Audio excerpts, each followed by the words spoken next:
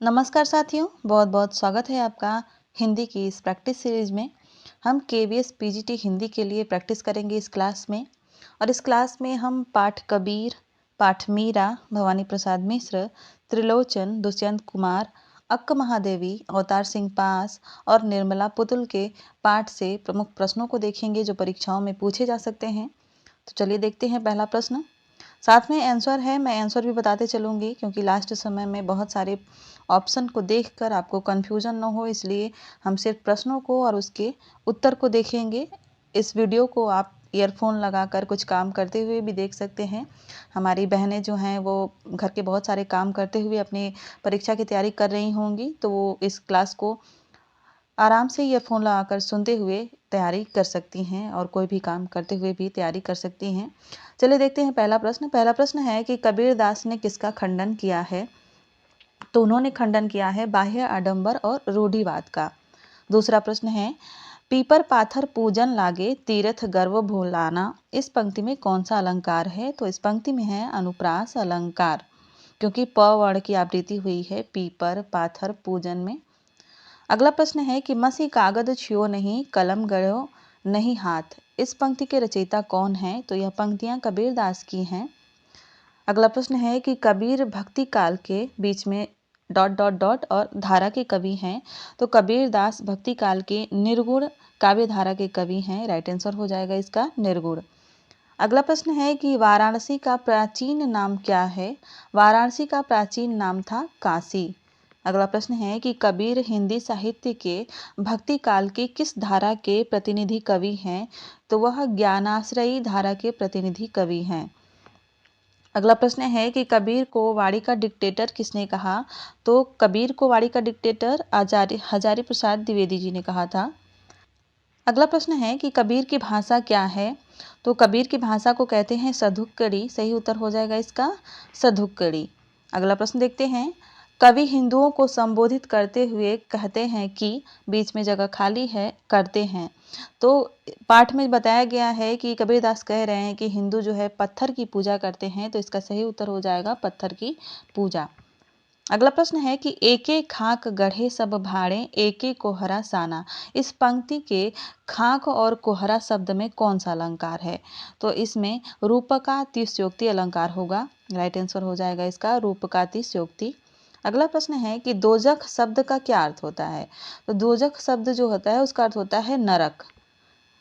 अगला प्रश्न है कि अज्ञानी गुरुओं की शरण में जाने पर शिष्यों की क्या गति होती है?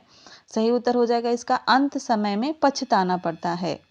प्रश्न है, कबीर के अनुसार ईश्वर की प्राप्ति कैसे संभव है? तो पाठ में जो है कबीर के अनुसार तीर्थाटन द्वारा ईश्वर की प्राप्ति संभव है, तो सही उत्तर हो जाएगा इसका तीर्थाटन द्वारा। अगला प्रश्न है कि कबीर के अनुसार लकड़ी को काटा जा सकता है परंतु उसकी अग्नि को उससे अलग नहीं किया जा सकता, क्योंकि क्या होता है, शरीर नष्ट हो जाता है लेकिन आत्मा नष्ट नहीं होती है। अगला प्रश्न है कि कबीर का जन्म कब हुआ? कबीरदास का जन्म 1398 में हुआ था। राइट आंसर हो जाएगा 1398। अगला प्रश्न है कि कबीर के दोनों पद उनकी रचना बीजक के किस खंड से उद्गृत है? यानी पाठ में जो कबीरदास के दोनों पद दिए गए हैं वह उन दोनों मतलब कबीरदास की रचना जो है बीजक के किस खंड से है? तो सही उत्तर हो जाएगा इसका शबद। बीजक के 3 खंड हैं, साखी शबद रामायणी, उसमें से ये शबद से लिए गए हैं। आगे बढ़ते हैं और कुछ वन लाइनर प्रश्नों को देखते हैं जो आपके लिए बहुत ही महत्वपूर्ण हैं और आपके लिए बहुत फायदेमंद सिद्ध होंगे। अच्छा लगे तो क्लास को लाइक करिएगा, चैनल को सब्सक्राइब करिएगा अगर पहली बार आए हों तो, और अपने दोस्तों के साथ शेयर करिएगा। कमेंट में कुछ पूछना हो तो बेझिझक आप कमेंट कर सकते हैं।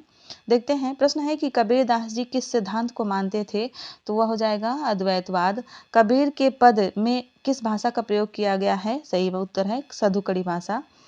कबीरदास किसके उपासक थे? तो वो थे निर्गुण के उपासक, सर्वव्यापक अविनाशी निराकार परब्रह्म के उपासक थे। कबीरदास जी के अनुसार किसकी सत्ता इस पूरी सृष्टि के कण कण में व्याप्त है? तो वो थी ईश्वर की सत्ता।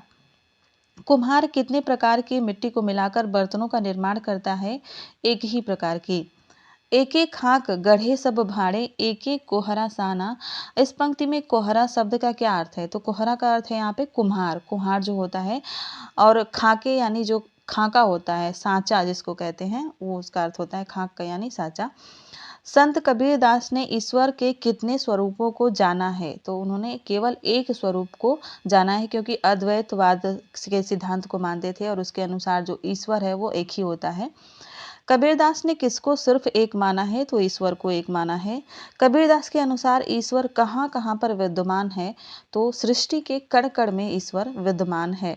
इस क्लास में आपके कम से कम 500 से ज़्यादा प्रश्न तैयार होने वाले हैं, तो इस क्लास को पूरा देखिएगा। इससे आपको बहुत ज़्यादा हेल्प मिलने वाली है, अच्छे से अच्छे नंबर ला सकते हैं। लास्ट समय में हम ज़्यादा से ज़्यादा मेहनत करके अपने अच्छे से अच्छे नंबर स्कोर कर सकते हैं। प्रश्न है, कबीरदास ने प्रकृति के किन रूपों को एकाकार करना चाहा है? तो उन्होंने पानी और हवा को एकाकार करना चाहा है। कबीरदास जी के अनुसार जो लोग ईश्वर को अलग मानते हैं वो किस जगह के अधिकारी हैं? तो नरक के अधिकारी हैं। काव्य में उसे दोजख कहा गया है। देखिए अगला प्रश्न भी आ गया, दोजख का क्या अर्थ है? तो दोजख का अर्थ होता है नरक। तदवीर का क्या अर्थ होता है? तदवीर का अर्थ होता है उपाय। एक हम तो एक एक करी जाना पद में ईश्वर के प्रतीक के रूप में किसे माना गया है? तो कुम्हार को यहाँ पर ईश्वर बताया गया है। हम तो एक एक करी जाना में कौन सा अलंकार है? तो इसमें यमक अलंकार है। एक एक दोनों के अलग अलग अर्थ हैं। मानव शरीर का निर्माण कितने तत्वों से हुआ है? तो 5 तत्वों से हुआ है। क्षिति जल पावक गगन समीरा, इस तरह से आपने सुना भी होगा। जैसे बाढ़ी काष्ट ही काटे में बाढ़ी का क्या अर्थ है? बाढ़ी का अर्थ यहाँ पे बढ़ई से है। बढ़ई लकड़ी को तो काट सकता है लेकिन क्या नहीं काट सकता? उसके भीतर की आग को, यानी शरीर तो मर सकती है लेकिन उसके अंदर की जो आत्मा है वो कभी नहीं मरती है। काष्ट ही काटे में कौन सा अलंकार है? तो अनुप्रास अलंकार है। अगला प्रश्न है, सरूपे सोई में कौन सा अलंकार है? इसमें भी अनुप्रास अलंकार है। कहे कबीर में कौन सा अलंकार है? इसमें भी अनुप्रास अलंकार है। आगे बढ़ते हैं। संतो देखत जग बौराना पद में कबीरदास का स्वर कैसा है? किस प्रकार का है? इस पद में उनका स्वर जो है विद्रोह का है। कैसे व्यक्ति का संसार के लोग जल्दी विश्वास कर लेते हैं? तो झूठे व्यक्ति का जो लोग हैं संसार के लोग जल्दी विश्वास करते हैं। सत्यवादी लोगों के साथ संसार के लोग कैसा व्यवहार करते हैं? तो उन्हें मारते हैं। थोड़ा सा जूम करती हूँ, अच्छी तरीके से दिखाई देगा। अगला प्रश्न है कि इस्लाम धर्म की पुस्तक का क्या नाम है? तो वो है कुरान शरीफ। संतो देखत जग बौराना में बौराना क्या है? बावला होना या पागल होना, इसी को कहते हैं बौराना। अगला प्रश्न है, पतियाना शब्द का क्या अर्थ है? तो विश्वास करना। जितने भी संभव प्रश्न बन सकते हैं वो सभी प्रश्न आपको यहाँ मिलेंगे। आसन मारी डिम्बधरी बैठे में डिम्बधरी का क्या अर्थ है? अर्थ है आडंबर करना। गरबाना शब्द का क्या अर्थ है? गरबाना यानी अहंकार करना। धर्म के नाम पर कौन आपस में लड़ मर रहे हैं? तो सही उत्तर हो जाएगा हिंदू और मुस्लिम। ध्यान दीजिएगा ये सभी प्रश्न इस पाठ के अनुसार हैं जो पाठ आपके सिलेबस में कबीर का दिया हुआ है। कबीर ने किसका घोर विरोध किया है? उन्होंने बाह्य आडंबरों का घोर विरोध किया है। माया जाल में फंसे गुरु और शिष्य को अंत में क्या करना पड़ता है? पछताना पड़ता है। मुरीद शब्द का क्या अर्थ है? मुरीद का अर्थ होता है शिष्य या अनुगामी। पीर औलिया से कबीरदास जी का क्या आशय है? धर्म गुरु संत और ज्ञानी, यही आशय है। पीपर पाथर पूजन लागे में कौन सा अलंकार है? अनुप्रास अलंकार है। पवर्ण की आवृत्ति हुई है। घर घर मंत्र देने वाले लोगों को किस चीज का अभिमान है? तो ज्ञान का अभिमान है। किसे देखकर सारा संसार लालच में पड़ जाता है? माया को देखकर। कबीरदास जी स्वयं को क्या मानते हैं? तो वो दीवाना मस्ताना मानते हैं। संत कबीर ने जगत को कैसा बताया है? बावला बताया है। बौराना उन्होंने कहा है ना, तो बावला होता है उसका अर्थ। कबीर ने सत्य को जानने के लिए क्या आवश्यक बताया है? तो उन्होंने आत्मज्ञान, खुद को जानना ही सत्य को जानने के लिए आवश्यक बताया है। सत्य को न जानने वाले लोग कैसे बैठते हैं? आसन लगाकर समाधि में बैठते हैं। पखानई शब्द का क्या अर्थ है? पखानई का अर्थ है पत्थर या पत्थर की मूर्तियां जिसे लोग पूजते हैं।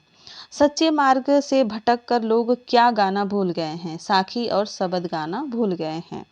लोग किसके नाम पर दिखावा करते हैं? तो धर्म के नाम पर दिखावा करते हैं। कबीर ने तू ही शब्द किसके लिए प्रयोग किया है? तो उन्होंने परमात्मा के लिए प्रयोग किया है। कबीर के अनुसार किसे देखकर गर्व नहीं करना चाहिए? तो माया को देखकर नहीं करना चाहिए। कबीर के अनुसार मनुष्य निर्भय होता है, कब निर्भय होता है? माया का त्याग करने पर। सबके हृदय में क्या व्याप्त रहता है? ईश्वर व्याप्त रहते हैं। कबीरदास के अनुसार लोग टोपी व माला पहनकर और माथे पर तिलक लगाकर अपने आप को क्या कहते हैं? तो सही उत्तर हो जाएगा इसका, धर्म का सच्चा अनुयायी कहते हैं। हालांकि वो ढोंग करते हैं।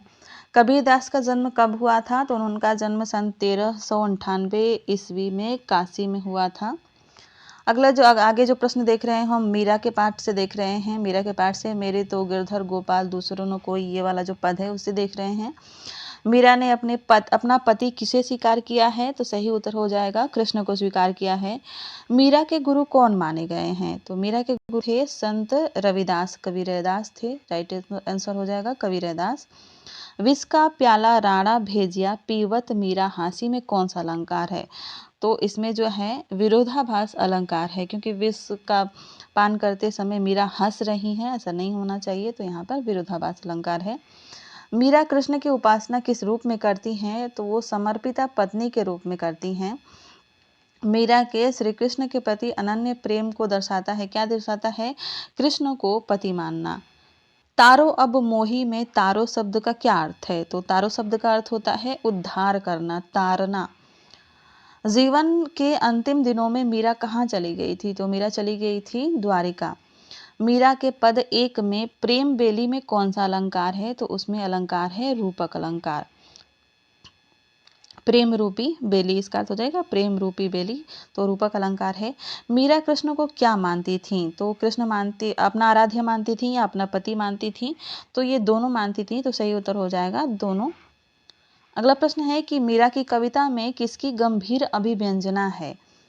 तो मीरा के काव्य में जो है प्रेम की गंभीर अभिव्यंजना है। सही उत्तर हो जाएगा प्रेम की।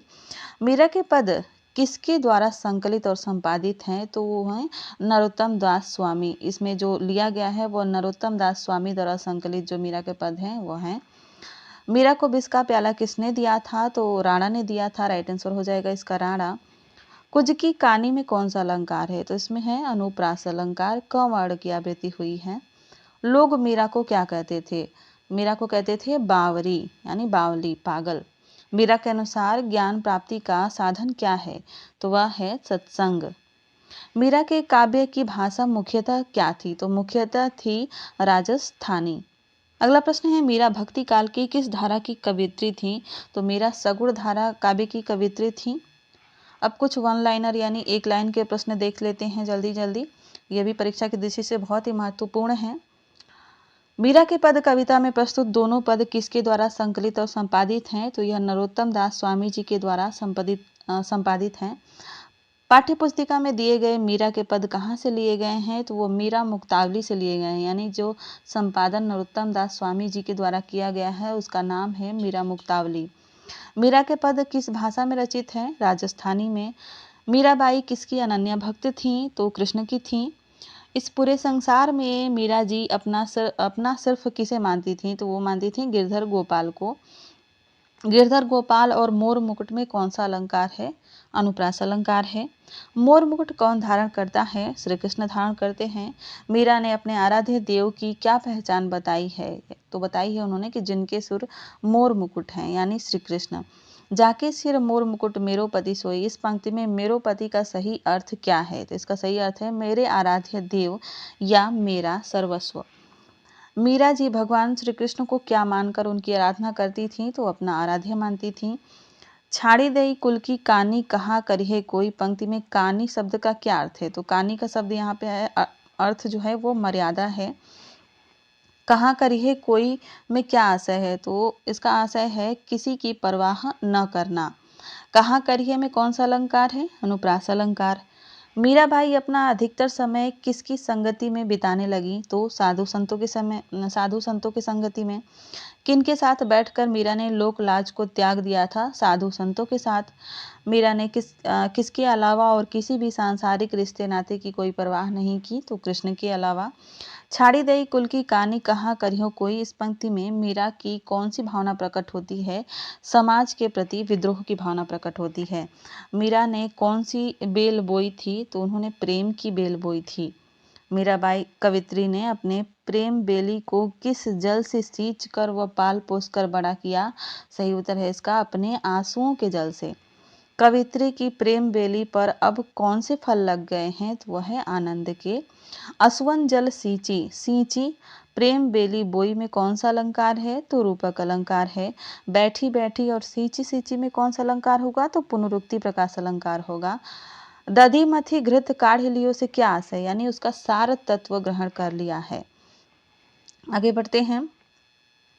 दधी मथी घृत काढ़ लियो डारी दई छोड़ी, इस पंक्ति में छोई का क्या अर्थ है? छोई का अर्थ होता है छाछ, मट्ठा जिसको कहते हैं। दधी मथी घृत काढ़ लियो डारी दई छोई, इस पंक्ति में घृत और छोई किसका प्रतीक है? तो यहाँ घृत यानी घी जो है मीरा के अनन्य कृष्ण प्रेम का प्रतीक है, जबकि छोई यानी छाछ सांसारिक मोह माया का प्रतीक है। विलोई शब्द का क्या अर्थ है? विलोई यानी मथना, महना। इस जगत में क्या देखकर मीरा प्रसन्न होती हैं? तो प्रभु की भक्ति। जगत को किसके जाल में फंसा देखकर मीरा बहुत दुखी है? तो वो है संसारिकता के जाल में। क्या देखकर मीरा रोती हैं? इस जगत को देखकर रोती हैं। कुल की कानी में कौन सा अलंकार है? अनुप्रास अलंकार। मीरा अपने पैरों में क्या बांध कर नाचने लगती हैं? घुंघरू। आपको ये सभी प्रश्न जो है बहुत आसान लग रहे होंगे, लेकिन जब आप परीक्षा हॉल में बैठेंगे तो ये सारे दिमाग से गायब हो जाते हैं। तो इनकी प्रैक्टिस करना बहुत ही ज़रूरी है और इस क्लास को पूरा देखिए, तभी आपकी तैयारी पूरी होगी। क्या पता इसमें से कौन सा प्रश्न आ जाए और कौन सा नहीं आए, तो आपको पूरा क्लास एकदम ध्यान से देखना है। मीरा अपने पैरों में क्या बांध कर नाचने लगी थी? तो वो घुंघरू था। पग घुंघरू बांध मीरा नाची पंक्ति की विशेषता क्या है? तो यह पंक्ति दृश्य बिंब प्रधान है। ध्यान रखिएगा, बिंब का जो टॉपिक है वो सिलेबस में लगा हुआ है, तो इस पंक्ति में दृश्य बिंब है। ठीक है। सांची शब्द का क्या अर्थ होता है? तो वो होता है सच्ची और पवित्र। मीरा ने क्या छोड़ दिया था? परिवार की लाज को। अपने कुटुंब के लोगों के लिए मीरा ने किस शब्द का प्रयोग किया है? तो उन्होंने किया है न्यात। मीरा के कुल के लोग व सगे संबंधी उन्हें क्या कहते थे? कुलनाशी, यानी कुल का नाश करने वाली। कहे कुलनाशी में कौन सा अलंकार है? अनुप्रास अलंकार। मीरा ने कृष्ण के सामने नाच गाकर किस चीज की अभिव्यक्ति की थी? तो उन्होंने अपने प्रेम की अभिव्यक्ति की थी। मीरा का कृष्ण के सामने मगन होकर नाचना लोगों को कैसा लगता था? अनुचित लगता था, अच्छा नहीं लगता था। राणा ने मीराबाई के लिए क्या भेजा था? विष का प्याला भेजा था उन्होंने, जिसे मीराबाई ने पी लिया, फिर भी उनकी मृत्यु नहीं हुई थी। मीरा के लिए विष का प्याला भेजने वाले कौन थे? तो उनके देवर थे वो। मीरा अपने आप को किसकी दासी स्वीकार करती थी? श्री कृष्ण की। मीरा किसके सामने नाचती थी? श्री कृष्ण की मूर्ति के सामने। लोग मीरा को क्या कहते थे? बावरी। विष पीते समय मीरा ने क्या कहा था, क्या किया था? तो वो हंसती रही। मीरा ने अपने प्रभु को किस नाम से पुकारा? गिरधर नागर। मीरा के प्रभु गिरधर नागर उन्होंने कहा है ना। मीरा के प्रभु कैसे हैं? अविनाशी हैं। मीरा के पदों में उनकी कौन सी भावना व्यक्त हुई है? तो वो थी श्री कृष्ण के प्रति अथाह भक्ति भावना, अथाह प्रेम भावना। मीरा से संबंधित कुछ प्रश्न देख लेते हैं, जैसे कि मीराबाई का जन्म कब हुआ था? 1498 ईस्वी में। मीराबाई की मृत्यु कब हुई थी? 1547 ईस्वी में। मीरा जी की प्रसिद्ध रचनाओं के नाम हैं मीरा पदावली, नरसी जीरो माहेरो, राग सोठा, मीरा राग गोविंद, गीत गोविंद, गोविंद टीका। मीरा की मल्हार है यहाँ पर, मीरा की मल्हार। मीरा जी किस धारा की कवित्री मानी जाती हैं? तो सगुण काव्य धारा है। मीरा किस काल की कवित्री हैं? तो वो भक्ति काल की कवित्री हैं। जीवन की किस अवस्था में मीरा के हृदय में श्री कृष्ण भावना ने जन्म लिया था? तो बाल्यावस्था में। मीराबाई की मृत्यु कैसे हुई थी? रणछोड़ दास जी के मंदिर में कृष्ण मूर्ति में समाहित हो गई थी। मीरा कहाँ की रहने वाली थी? राजस्थान की। मीरा किसके पद गाती थी? श्री कृष्ण के। मीरा की कविताओं में हमें क्या देखने को मिलता है? तो प्रेम की गंभीर अभिव्यंजना है, विरह की वेदना है, मिलन का उल्लास और आशा है। मीरा का अधिकतर काव्य किससे संबंधित है? तो कृष्ण से संबंधित है। और मीराबाई के काव्य में ज्यादातर कौन सा रस देखने को मिलता है? तो श्रृंगार रस मिलता है। श्रृंगार रस का संयोग और वियोग पक्ष दोनों देखने को मिलता है। अगले जो प्रश्न है वो भवानी प्रसाद मिश्र द्वारा जो घर की याद पाठ है उससे है। घर की याद कविता के रचयिता कौन है? भवानी प्रसाद मिश्र। माँ की जिसकी स्नेह धारा में कौन सा अलंकार है? तो इसमें है रूपक अलंकार, स्नेह रूपी धारा। घर की याद कविता में कवि ने किसे संदेश वाहक बनाया है? तो उन्होंने बनाया है सावन को। सावन की जब बारिश हो रही है कवि भवानी प्रसाद मिश्र जेल प्रवास के दौरान क्यों भावुक हो जाते हैं? क्योंकि उन्हें घर के सदस्यों की याद आने लगती है। भवानी प्रसाद मिश्र मुख्यतः आस्था रखते थे, गांधीवाद पर आस्था रखते थे। घर की याद कविता में किसके मर्म का उद्घाटन है? तो घर के मर्म का। कवि के पिता किस धार्मिक ग्रंथ का पाठ करते थे? तो वो गीता का पाठ करते थे। कविता में आया है। घर की याद कविता के अनुसार कवि किसमें व्यस्त हैं? तो सूत काटने में व्यस्त हैं। घर की याद कविता में घर की याद कविता कवि ने किस दौरान लिखी? तो जेल प्रवास के दौरान, उनको जेल हो गई थी। किसे कविता का गांधी से संबोधित किया जाता है? तो वो हैं भवानी प्रसाद मिश्र। इनको कविता का गांधी भी कहा जाता है। घर की याद कविता के अनुसार कवि के कितने भाई और बहन हैं? तो कवि के 4 भाई और 4 बहन हैं। 5वें ये थे, ध्यान रखिएगा, 5वें नंबर के कवि थे। बरसते पानी के बीच कवि को किसकी याद आ रही है? तो घर की याद आ रही है। जब भी कवि के पिता काम करते हैं तो उनके कार्य करने का ढंग क्या है? तेज गति से करते हैं। रो पड़े होंगे बराबर 5वें का नाम लेकर इस पंक्ति में किसके रो पड़ने का उल्लेख है? तो पिता रो पड़ते हैं। और 5वें का नाम यानी ये खुद को कह रहे हैं, 5वां। कवि के भाई आपस में किसके कारण गहरे जुड़े हुए थे? प्रेम के कारण जुड़े हुए थे। कवि का घर किसका भंडार है? खुशियों का भंडार है। कवि के पिता के बोलने में किसकी गर्जना सुनाई देती थी? तो बादल की। वहां उन्होंने कहा है कि बादल की गर्जना सुनाई देती थी। कुछ अन्य प्रश्न देख लेते हैं, जैसे घर की याद कविता के कवि कौन हैं? तो वो भवानी प्रसाद मिश्र हैं। कवि ने किस आंदोलन में बढ़ चढ़कर हिस्सा लिया? तो सन 1942 के भारत छोड़ो आंदोलन में उन्होंने हिस्सा लिया था और इसीलिए वो जेल भी गए थे। कवि को किस कारण 3 वर्ष के लिए जेल यातना झेलनी पड़ी थी? तो सन 1942 के भारत छोड़ो आंदोलन में भाग लेने के कारण। कवि ने घर की याद कविता कहाँ लिखी थी? तो अपनी जेल यात्रा के दौरान लिखी थी। कवि को किस ऋतु में घर की याद आती है? तो वर्षा ऋतु में आती है। कवि किसे अपना संदेश वाहक बनाकर अपने माता पिता को अपने सकुशल होने का झूठा संदेश भेजने की कोशिश करते हैं? सही उत्तर है इसका सावन को। जेल प्रवास के दौरान कवि को अक्सर किसकी याद आती है? अपने परिवार की याद आती है। रात भर पानी गिरने की तुलना कवि किससे की है? तो अपने मन और प्राण के गिरने से। घर नजर में तिर है में कौन सा अलंकार है? अनुप्रास अलंकार। घर की याद कविता के अनुसार कवि का घर किसका भंडार था? खुशियों का भंडार था। कवि ने अपने घर को किससे भरा पूरा बताया है? खुशियों से। परिताप का घर का क्या अर्थ है? कष्टों का घर। परिताप यानी कष्ट। कवि अपने घर को परिताप का घर क्यों कहते हैं? क्योंकि जेल में होने की वजह से कवि के घर का माहौल गमगीन है। कवि की कितनी बहनें थीं? 4 बहनें थीं। कवि के कितने भाई थे? 4 भाई थे। कविता में कवि ने अपने भाइयों को क्या कहा है? उन्होंने कहा है भुजा। भाई उनके भुजा हैं। कवि के भाई आपस में किसके कारण बहुत जुड़े हुए थे? प्रेम के कारण, पीछे देख चुके हैं हम। कविता में कवि ने अपने बहनों को किसका प्रतीक माना है? तो प्रेम व ममता का प्रतीक माना है। भुजा भाई में कौन सा अलंकार है? अनुप्रास अलंकार। भुजा भाई प्यार बहन में कौन सा अलंकार है? उपमा अलंकार। कवि की माँ का पत्र कवि को क्यों नहीं आता? क्योंकि उनकी माँ अनपढ़ थी। कवि किसकी गोद में सिर रखकर अपने सारे दुख दर्द भूल जाया करते थे? अपनी माँ के। माँ होती ही ऐसी हैं। स्नेह धारा में कौन सा अलंकार है? रूपक अलंकार है। कवि के पिता पर क्या नहीं व्यापा? कवि के पिता पर बुढ़ापा जो है, बुढ़ापा नहीं व्यापा। कवि के अनुसार किसकी आयु अधिक होने पर भी उनमें युवकों जैसा जोश व उत्साह था? पिता की। कवि के पिता के बोलने में किसकी गर्जना सुनाई देती थी? बादलों की। कवि के पिता के कामकाज की शैली के सामने कौन लज्जित होता था? तूफान। कवि के पिता किससे नहीं डरते थे? मौत से नहीं डरते थे। बादल गरजता में कौन सा अलंकार है? उपमा अलंकार। यहाँ पे उपमा दी गई है उनकी आवाज की बादलों के गरजने से। झंझा लजरता में कौन सा अलंकार है? इसमें भी उपमा अलंकार है। कवि के पिता हर रोज किसका पाठ करते थे? पीछे हमने देखा शायद गीता का पाठ करते थे। कवि के पिता हर रोज कितने दंड लगाते थे? तो 260। ये ध्यान रखने वाली बात है, इसको याद रखिएगा, 260। कवि के अनुसार अपने उनके पिता किसको खूब हिला हिलाकर व्यायाम करते थे? तो मुदगर को। मुदगर एक व्यायाम करने का लकड़ी का एक भारी सा होता है, उसको मुदगर कहते हैं। उससे पहलवान जो है व्यायाम करते हैं।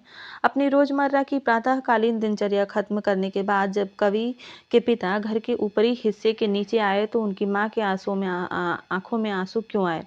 क्योंकि घर में अपने लाडे पुत्र यानी कवि को न पाकर। कवि के अनुसार उनके पिता किसका नाम लेकर रो पड़े होंगे? तो अपने 5वें बेटे यानी कवि का। कवि ने सोने पर सुहागा किसको कहा है? तो उन्होंने अपने को कहा है, स्वयं को कहा है। और कवि के पिता ने स्वर्ण बेटे किनको कहा है? तो कवि के जो अन्य 4 भाई थे उनको स्वर्ण बेटे कहा गया है। स्वर्ण बेटे में कौन सा अलंकार होगा? तो रूपक अलंकार होगा। सोने पर सुहागा का क्या अर्थ होता है? किसी वस्तु या वस्तु का बहुत अच्छा होना, सोने पे सुहागा होना। कवि की माँ कब लज्जित होती? अगर कवि आंदोलन में भाग न लेते तो लज्जित होती।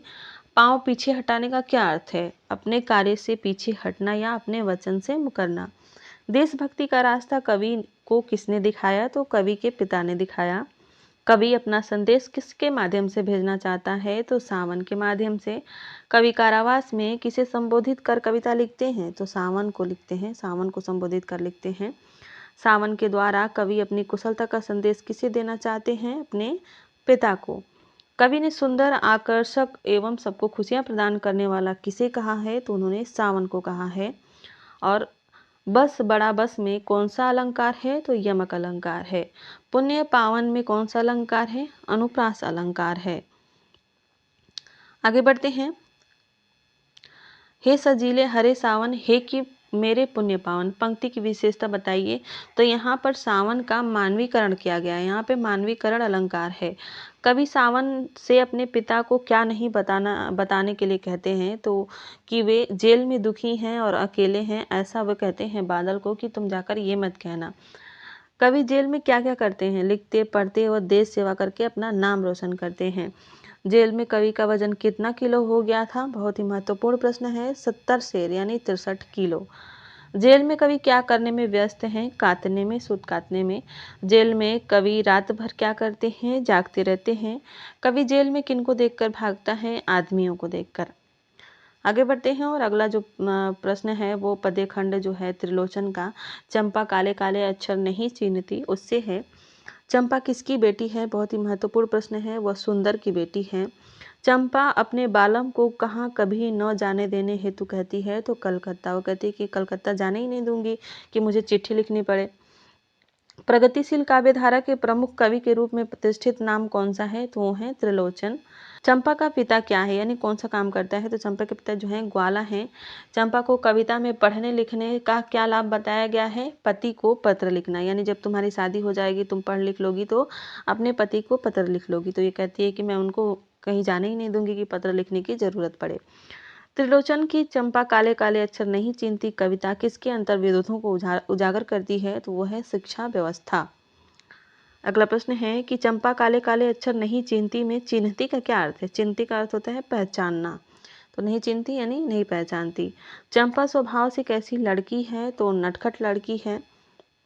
पाठ में कविता में नटखटी कहा गया है। चंपा काले अक्षर नहीं चीन्हती कविता के अनुसार किसकी इच्छा है कि सब जन पढ़ना लिखना सीखें? तो ये गांधी बाबा की इच्छा थी। उसमें कहा गया है गांधी बाबा की इच्छा है। चंपा कवि के लिखने को क्या कहकर संबोधित करती है? कागज गोदना। चंपा कहाँ की एक अनपढ़ बालिका है? गांव की। चंपा प्रतिदिन कौन सा काम करती है? पशुओं को चराने का काम करती है। कवि त्रिलोचन का मूल नाम क्या है? वासुदेव सिंह। चंपा समाज में विद्यमान कौन सी लड़कियों का प्रतीक है? अनपढ़ लड़कियों का प्रतीक है। चंपा काले अक्षर नहीं चीन्हती नामक कविता किस संग्रह में संकलित है? तो वो धरती संग्रह में संकलित है। विवाह के बाद चंपा किसे अपने साथ रखेगी? तो वह अपने पति को अपने साथ रखेगी। चंपा ने किसे झूठे कहा है? तो उसने कहा है कवि को झूठा। चंपा का स्वभाव कैसा था? तो चंपा चंचल थी। अगला जो प्रश्न है वो दुष्यंत कुमार पाठ से है, जो गजलें दुष्यंत कुमार की संकलित हैं उससे। दुष्यंत कुमार ने हिंदी कविता में उर्दू की किस विधा का प्रयोग किया है? तो गजल का प्रयोग किया है। कहाँ तो तय था चिरंगा हर एक घर के लिए पंक्ति में कवि ने किस ओर इशारा किया है? तो उन्होंने स्वतंत्रता प्राप्ति के बाद खुशियों की ओर इशारा किया है। मतलब लोग सोचते थे कि जब हम स्वतंत्र हो जाएंगे तो हर एक घर में खुशियां होंगी। दुष्यंत कुमार की कविता गजल में चिरांगा किसका प्रतीक है? तो समाज की सुख समृद्धि का प्रतीक है। गजल शीर्षक कविता के रचयिता कौन है? दुष्यंत कुमार हैं। गजल के माध्यम से क्या संदेश दिया गया है? जन जागृति का। न हो कमीज तो पाँव से पेट ढक लेते हैं पंक्ति में कवि ने भारतीयों की किस मनोवृत्ति पर व्यंग किया है? संतोषी वृत्ति पर, यानी हमेशा संतोष कर लेते हैं लेकिन विरोध नहीं करेंगे। दुष्यंत कुमार का साहित्यिक जीवन कहाँ से आरंभ हुआ था? इलाहाबाद से। गजल कविता का उद्देश्य क्या है? झूठी घोषणाओं पर व्यंग करना। दुष्यंत कुमार की गजल कविता किस गजल संग्रह से उद्धृत है? तो साय में धूप गजल संग्रह से ली गई है। गजल में किसका चलन नहीं है? शीर्षक का चलन नहीं है, वह उसमें शीर्षक नहीं होता है। गजल में दुष्यंत का इशारा किसकी ओर है? विद्रोहियों की ओर है। शासकों के लिए क्या जरूरी है? विद्रोह को दबाना। आम व्यक्ति के अनुसार भ्रष्ट व्यक्ति के हृदय किसके होते हैं? तो पत्थर के होते हैं। ये एहतियात जरूरी है कि इस बहर के लिए। पंक्ति में बहर का क्या अर्थ है? बहर का अर्थ है छंद के लिए। वे मुतमईन है में मुतमईन का क्या अर्थ है? आश्वस्त। आम जनता आवाज उठाने और विरोध करने की अपेक्षा क्या करती है? चुपचाप अन्याय को सहती है। कवि ने किसे क्षमा, दया, त्याग, परोपकार जैसे गुणों से संपन्न माना है? तो वो है खुदा। वे मुतमईन है में मुतमईन का क्या अर्थ है? आश्वस्त होना। अगले जो प्रश्न है वो अक्का महादेवी से हैं, जो उसमें दो पद दिए गए हैं। एक है हे भूख मत मचल, दूसरा पद है हे मेरी जूही के फूल जैसे ईश्वर। प्रश्न है कि अक्का महादेवी किसकी अनन्य भक्त थी? तो वो थी चन्न मल्लिकार्जुन के। अक्का महादेवी किस आंदोलन से जुड़ी एक महत्वपूर्ण कवित्री हैं? तो वो आंदोलन था वीर शैव आंदोलन। बहुत ही महत्वपूर्ण प्रश्न है, इंपॉर्टेंट प्रश्न है। ईश्वर की समता किससे की गई है? तो जूही की फूल से। किस कवित्री को कन्नड़ की मीरा कहा गया है? तो अक्का महादेवी को कहा जाता है कन्नड़ की मीरा। चन्न मल्लिकार्जुन शब्द का क्या अर्थ है? तो वो है शिव। शिव को यहाँ पर चन्न मल्लिकार्जुन कहा गया है। प्रभु भक्ति करने के लिए हमें किस पर नियंत्रण करना चाहिए? इंद्रियों पर। अक्का महादेवी की कविता को हिंदी में क्या कहा गया है? वचन कहा गया है। अक्का महादेवी के वचन के आधार पर प्रभु भक्ति के लिए किस पर नियंत्रण जरूरी है? इंद्रियों पर। पहले वचन की पंक्ति आई हूँ संदेश लेकर चन्न मल्लिकार्जुन का के आधार पर कवित्री किसका संदेश लेकर आई हैं? शिव भक्ति का। अक्का महादेवी के दोनों वचनों का अंग्रेजी से हिंदी में अनुवाद किसने किया? बहुत ही महत्वपूर्ण प्रश्न है, केदारनाथ सिंह ने किया था।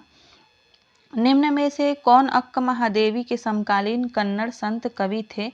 सही उत्तर है इसका दोनों, वसवन्ना और अलम्मा प्रभु। ये दोनों जो थे वह अक्का महादेवी के समकालीन कन्नड़ संत थे। अक्का महादेवी ने विवाह के लिए राजा के समक्ष कितनी शर्तें रखी थी? 3 शर्तें रखी थी, लेकिन शर्तें पूरी नहीं हुई तो उनको छोड़कर भक्ति में लीन हो गई थी। कन्नड़ भाषा में अक्का शब्द का क्या अर्थ होता है? तो वो बहन होता है। अक्का महादेवी की कविता कितने वचन में रचित हुआ है? तो 2 वचन में। हे मेरे जूही के फूल जैसे ईश्वर पंक्ति में कौन सा अलंकार है? तो उपमा अलंकार है। अक्का महादेवी के अनुसार लक्ष्य प्राप्ति में क्या बाधक होती है? इंद्रियां बाधक होती हैं। क्रोध क्या मचाता है? तो क्रोध जो है वह उथल पुथल मचाता है। अगले जो प्रश्न है वो अवतार सिंह पास के पाठ जो हैं सबसे खतरनाक उससे लिए गए हैं। ये प्रश्न बहुत ही महत्वपूर्ण है। कवि के अनुसार सबसे खतरनाक स्थिति कौन सी है? तो वह है सपनों का मर जाना। करुण रस की कविता जो किसी व्यक्ति की मृत्यु पर लिखी जाती है के लिए किस शब्द का प्रयोग किया जाता है? तो वो है मर्सिया। इसको इम्पोर्टेंट लगा लीजिएगा, ये इम्पोर्टेंट प्रश्न है। सबसे खतरनाक कौन सी आंख होती है जो सबको देखकर निष्क्रिय रहती है? अगला प्रश्न है सहमी सी चुप में जकड़े जाना बुरा तो है में कौन सा अलंकार है? तो इसमें उपमा अलंकार है। सबसे खतरनाक कौन सी दिशा होती है जिसमें आत्मा का सूरज डूब जाए? अगला प्रश्न है कि जो व्यक्ति एक ढर्रे पर चलता है उसका जीवन किसके समान होता है? मशीन के समान। जो चीजों से उठती अंधेपन की भाप पर दुलक जाती है में कौन सा अलंकार है? तो इसमें रूपक अलंकार है। सबसे खतरनाक कविता के अनुसार क्या सबसे खतरनाक नहीं होती? तो मेहनत की लूट, गद्दारी, लोभ की मुट्ठी, पुलिस की मार, ये सभी जो हैं ये सबसे खतरनाक नहीं होती। अंधेपन की भाप में कौन सा अलंकार है? इसमें रूपक अलंकार है। सबसे खतरनाक कविता के कवि पास का मूल नाम क्या है? तो उनका मूल नाम था अवतार सिंह संधू। सपनों का मर जाना किस प्रकार का प्रयोग है? तो लाक्षणिक प्रयोग किया गया है। किसी की मृत्यु पर गाया जाने वाला गीत कहलाता है मरसिया। कवि ने आंखों को क्या कहा है? उन्होंने आंखों को कहा है जमी हुई बर्फ, जमी बर्फ। किसकी मुट्ठी सबसे खतरनाक नहीं होती? तो वह है गद्दारी, लोभ की मुट्ठी खतरनाक नहीं होती। गीदड़ क्या करते हैं? गीदड़ हुआ हुआ करते हैं, पाठ में हुआ हुआ है। सबसे खतरनाक क्या होता है जो हत्याकांड के बाद भी वीरान आंगन में चढ़ता है? क्या होता है वह होता है चांद। किसका मर जाना सबसे खतरनाक होता है? हमारे सपनों का मर जाना सबसे खतरनाक होता है। पाठ में यही दिया गया है, तो पाठ के अनुसार ही हमें सही उत्तर लगाना है। अगले जो प्रश्न है वो निर्मला पुतुल से है। इनका पाठ का नाम है आओ मिलकर बचाएं। आओ मिलकर बचाएं कविता में किस समाज की बुराइयों की ओर संकेत किया गया है? और इसका सही उत्तर है आदिवासी समाज। निर्मला पुतुल जो है आदिवासी कवित्री हैं। कवित्री निर्मला पुतुल ने क्या बचाने का आह्वान किया है? थोड़ा सा विश्वास। सही उत्तर हो जाएगा थोड़ा सा विश्वास। निर्मला पुतुल का जन्म किस परिवार में हुआ था? आदिवासी परिवार में हुआ था। अगला प्रश्न देखते हैं, आओ मिलकर बचाएं कविता का हिंदी रूपांतर किसने किया है? सही उत्तर हो जाएगा इसका अशोक सिंह। इंपॉर्टेंट प्रश्न है, इसको आप लोग इंपॉर्टेंट लगा लीजिएगा। आओ मिलकर बचाएं कविता के अनुसार रोने के लिए कितना एकांत बचना चाहिए? झोली भर। सही उत्तर है इसका झोली भर। अपने चेहरे पर संथाल परगना की माटी का रंग पंक्ति से क्या आशय है? संथाल परगना का स्वाभाविक चेहरा।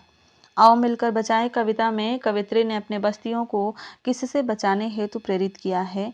तो उन्होंने किया है शहर की आबो हवा से, नंगी होने से और हड्डियों में डूबने से। इन सभी से इन्होंने बचाने के लिए प्रेरित किया है। आओ मिलकर बचाएं कविता के रचयिता कौन है? तो वो है निर्मला पुतुल। आओ मिलकर बचाएं कविता में भाषण में झारखंडीपन का क्या आशय है? तो वह है झारखंड के लोगों की स्वाभाविक बोली। निर्मला पुतुल झारखंड की ही थी। आओ मिलकर बचाएं कविता का मूल रूप से किस भाषा में लिखी गई थी?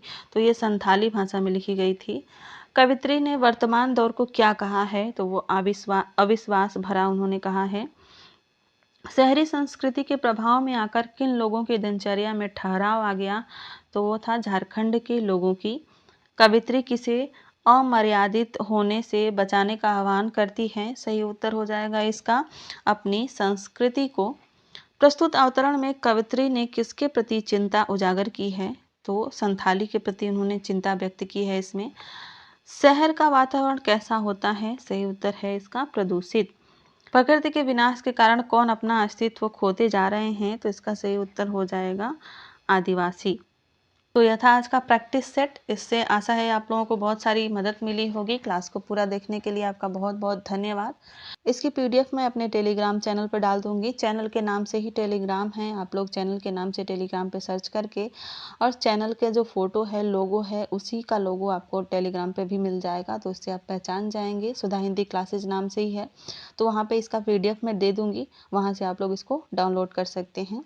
धन्यवाद, मिलते हैं अगली वीडियो में।